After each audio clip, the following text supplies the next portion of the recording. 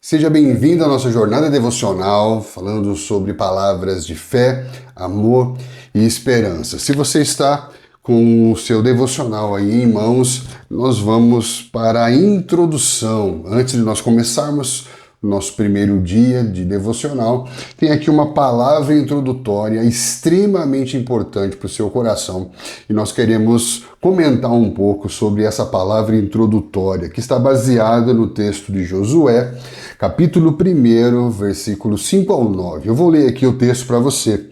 Ninguém te poderá resistir todos os dias da sua vida. Como fui com Moisés, assim serei contigo. Não te deixarei, nem te desampararei. Sê forte e corajoso, porque tu farás este povo herdar a terra que sob juramento prometi dar aos seus pais. Tão somente ser forte e muito corajoso, para teres o cuidado de fazer segundo toda a lei que o meu servo Moisés te ordenou. Dela não te desvies, nem para a direita, nem para a esquerda, para que sejas bem-sucedido por onde quer que andares. Não cesses de falar deste livro da lei, antes medita dia e noite, para que tenhas cuidado de fazer segundo tudo o que nele está escrito. Então farás prosperar o teu caminho e serás bem-sucedido. Não te mandei eu? Sê forte e corajoso, não temas nem te espantes, porque o Senhor teu Deus é contigo por onde quer que andares. Queremos começar esse texto introdutório falando justamente sobre esse desafio que é feito a Josué. Que esse ano seja o ano em que você se sinta desafiado por Deus a sair do mundo das sombras para experimentar a realidade de Deus. Aqui ele está dizendo, assim como eu fui com Moisés, serei contigo. Então é a sua hora, é o seu momento de assumir responsabilidades. A morte de Moisés traz sobre Josué um tempo de assumir responsabilidades, de assumir liderança da própria vida, a liderança da família, a liderança da comunidade, a liderança daquilo que estava envolvido no seu contexto. Isso implica encarar desafios. Então entre nesse novo ano com essa atitude de encarar desafios e assumir responsabilidades. Por quê? Porque isso vai ser fundamental para o seu crescimento espiritual. Então, com essa atitude, nós chegamos no texto que diz: não cesses de falar deste livro da lei. Não cesses de falar desse livro da lei e medita nele dia e noite. Com base nesse texto de Josué, eu quero trazer aqui para vocês didaticamente o que nós vamos chamar de os 3 Cs que você vai precisar para encarar essa jornada que está sendo proposta. O primeiro C é o C de constância. Por isso que o texto vai falar: não cesses de falar deste livro da lei, medita nele dia e noite. Não cesses de falar, medita dia e noite, ou seja, fale com você mesmo o tempo todo em pensamento sobre todos os textos, as palavras, os princípios, aquilo que for sendo ministrado ao seu coração. Não desconsidere nenhuma dessas palavras. Por isso que nós chamamos a meditação de disciplina espiritual. A meditação na palavra de Deus não é apenas algo esporádico, pontual, que faz parte apenas da vida privada e pessoal, mas é um estilo de vida. Constância vai falar de você desenvolver um estilo de vida reflexivo, um estilo de vida que fala sobre as palavras de Deus, um estilo de vida que medita e ocupa os seus pensamentos com as palavras de Deus dia e noite. Isso vai ser determinante para o seu crescimento espiritual. Reserve um tempo diário específico, num lugar específico, tranquilo, para que você possa encontrar um ambiente propício para ter esse tempo de meditação devocional. O segundo C é o C de compromisso. Então está falando aqui de não cessar de falar do livro da lei. Então aqui está falando da palavra sendo encarada não apenas como uma caixa de promessas ou apenas como um livro de promessas, mas ver as escrituras por uma perspectiva legislativa, pactual. O termo testamento fala de pactualidade, de comprometimento total das partes. Então, quando estamos numa aliança com Deus, existem os termos legais que regulam essa aliança, que regulam essa relação, os termos de direitos e termos de deveres. Então, isso fala de uma mudança de perspectiva e de atitude também para com a palavra. E o terceiro C é de cosmovisão, porque a visão a partir da qual interpretamos e interagimos com o mundo à nossa volta. A partir de uma constância, você desenvolve um compromisso que vai apurar a sua cosmovisão, que vai te trazer novas perspectivas. Esses são os 3 Cs elementares para que nós possamos avançar nessa jornada. A meditação, então, nesse contexto, não é apenas uma simples atividade mental ou uma atividade de esvaziamento mental, mas é um exercício espiritual contínuo que vai abranger todos os aspectos da vida, vai te dar clareza e sabedoria, renovando a sua mente, fortalecendo a sua fé, para que você possa viver o princípio da obediência. Tenha o cuidado de fazer segundo tudo o que está escrito. Aqui está falando sobre o princípio catalisador da vida cristã, que é a obediência. Por meio da desobediência, muitos se tornaram pecadores. Essa palavra muitos é a palavra polo, né? Que por causa do pecado, o eixo a partir do qual a vida acontece passou a ser o próprio ser humano.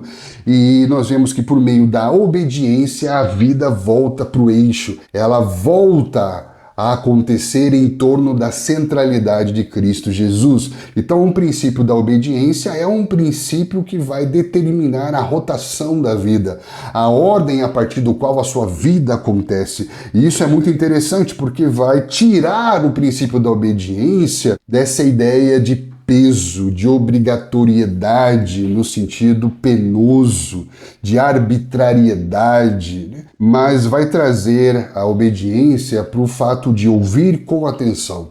A palavra original para obedecer é ouvir com atenção, para entrar em conformidade com essa realidade. Olha que lindo isso. Obedecer nada mais é do que estar disposto a ver, ouvir e viver a realidade de Deus para as nossas vidas. Por isso que Jesus ouvia e fazia o que via o Pai fazendo. Por isso que Jesus chama os discípulos para vir e ver.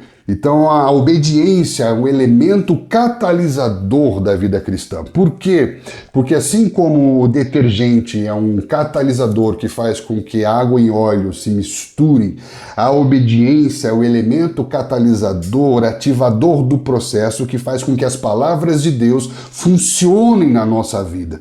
Por que sabemos tantas coisas e tão poucas dessas coisas que sabemos acontecem de fato, funcionam de fato? A obediência tem o poder de manter tudo em ordem, tudo em perfeito funcionamento, nada fora do lugar. A obediência tem o poder de preservar a relação do homem com Deus, a integridade da relação, o ser inteiro na relação, no sentido de nada estar quebrado, no sentido da providência divina, de nada estar faltando. Então, obedecer deve ser algo natural do homem regenerado. Obedecer é algo natural ao homem renascido, assim como amar.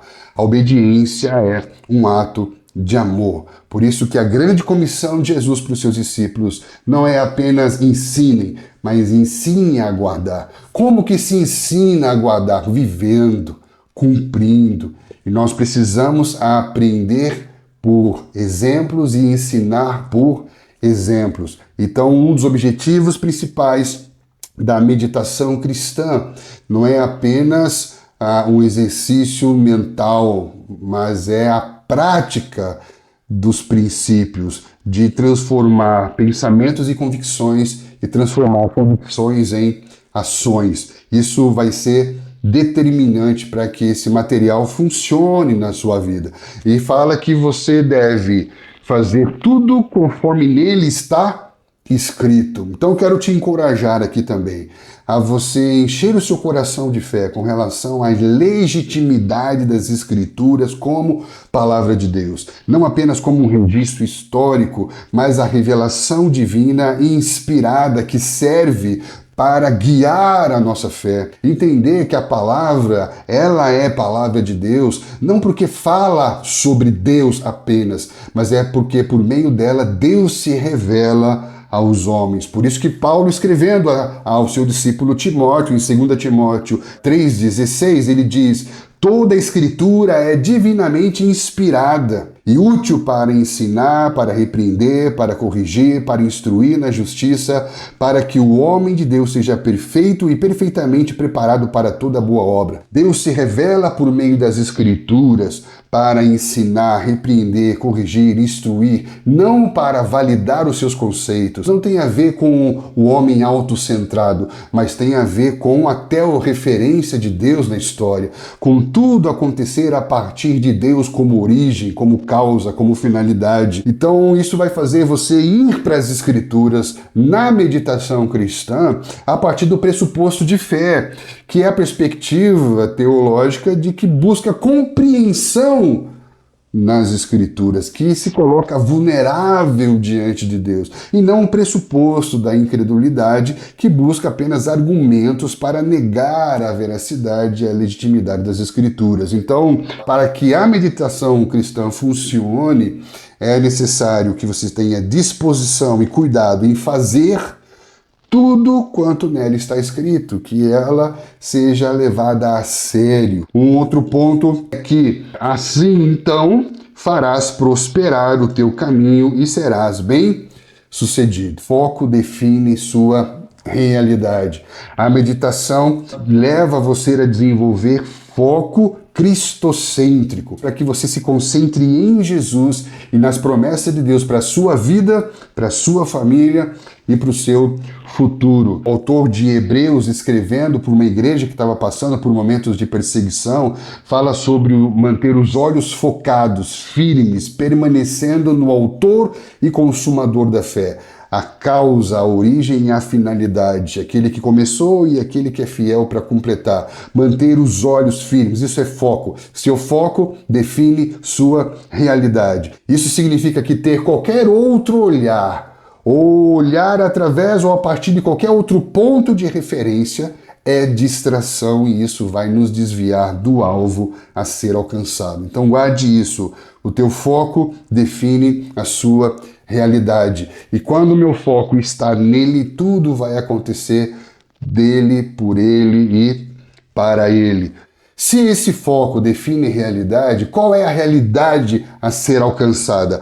Ele fala que então, ou seja, um termo condicional de você ter posicionamentos corretos, então farás prosperar o seu caminho e serás bem-sucedido. Fará prosperar o seu caminho e te fará bem-sucedido. Isso aqui é muito importante. Qual é a ideia, a intenção original do texto? E a palavra usada aqui para prosperar não tem a ver com o quanto eu conquisto para mim, com o quanto eu tenho, com o quanto eu possuo, mas a palavra fala de avançar, progredir, de ser proveitoso e útil, meditar dia e noite, cuidar em fazer, levar a sério a legitimidade das Escrituras. Tudo isso vai te fazer progredir, vai te fazer avançar, vai te fazer não correr em vão e não se esforçar inutilmente. Isso é extremamente poderoso. Então você vai prosperar no seu caminho, você vai avançar no seu caminho, você vai progredir no seu caminho, você vai ser bem-aventurado no seu caminho e serás bem-sucedido. A palavra bem-sucedido aqui não tem a ver com o sucesso dentro dos parâmetros modernos, capitalistas, materialistas, mas sucesso aqui tem a ver com prudência, compreensão, sabedoria, discernimento. Olha que lindo! Prosperar e ser bem-sucedido tem a ver com progredir, avançar com sabedoria, tem a ver com saber o que fazer, saber o que deve ser feito. Isso vai fazer com que sua vida avance, que a sua vida vá adiante. Faça um exercício no Evangelho de Mateus. Quantas vezes vai aparecer toda a movimentação de Jesus acompanhada de um termo para que se cumprisse, para que se cumprisse, para que se cumprisse o que havia sido dito ao seu respeito. Sucesso não tem a ver com o quanto eu conquisto para mim, mas o quanto eu cumpro daquilo que foi falado a nosso respeito, dentro da linha do templo, dentro da história, dentro dos planos de Deus. Então ele completa dizendo: não te mandei eu, ser forte e corajoso, não temas, não te espantes, porque o Senhor teu Deus é contigo por onde quer que andares. Aqui, ser forte e corajoso para permanecer. O que vai garantir de alcançarmos objetivos, de chegarmos onde temos que chegar, não é apenas a minha disposição em ir, é a consciência de quem me enviou. O que me faz permanecer não é o quanto eu sou forte, mas o quanto eu tenho algo para firmar os pés, sob o que está firmada a minha fé. Então seja forte e corajoso para permanecer em obediência à palavra, permanecer no mundo repleto de distrações, um mundo até mesmo hostil, permanecer como uma árvore plantada junto ao ribeiro das águas, para viver uma vida próspera, uma vida frutífera, uma vida proveitosa. Então esse texto é o texto que vai dar base para a introdução do nosso devocional. Então, se você tem aí o devocional nas suas mãos, a introdução do nosso devocional, ela foi escrita inspirado nesse texto de Josué. Então, o que eu compartilhei aqui com você sobre Josué não é exatamente o que está escrito aqui na nossa introdução, mas a nossa introdução está baseada nessa reflexão que eu trouxe aqui para vocês sobre Josué 1, inspirando, encorajando você a entrar em 2025 com uma nova disposição, com uma nova atitude, e espero encontrar com você amanhã para o nosso primeiro devocional. Seja bem-vindo.